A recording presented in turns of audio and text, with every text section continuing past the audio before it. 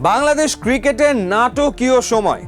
সাবেক অধিনায়ক সাকিব আল হাসান এবং মাশরাফি বিন মুর্তজা দুই লিজেন্ড। আইনি মামলা, রাজনৈতিক পরিবর্তন এবং দীর্ঘদিন দেশের বাইরে থাকা, তাদের ফেরার অপেক্ষা কতটা বাস্তব চলুন দেখি। 2024 সালের 5 অগাস্টের ছাত্র জনতার অভ্যুত্থানের পর বাংলাদেশের রাজনৈতিক পট পরিবর্তন হয়। এরপর সাকিব আল হাসান বিদেশের মাটিতে জাতীয় দলের হয়ে খেলেছিলেন ঠিকই, কিন্তু আর দেশে আসেননি। আর মাশরাফি দেশে থাকলেও প্রকাশ্যে দেখা যায়নি। এরপর থেকে দুইজনই জাতীয় ক্রিকেটের বাইরে, কারণ সরকারের বদল ও কিছু মামলা বাধা হয়ে দাঁড়িয়েছিল।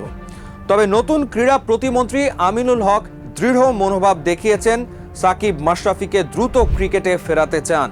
তিনি বলেন, রাষ্ট্রীয়ভাবে আমরা নমনীয়ভাবে সমস্যাগুলো সমাধান করব, যাতে তারা আবার ক্রিকেটে ফিরতে পারে।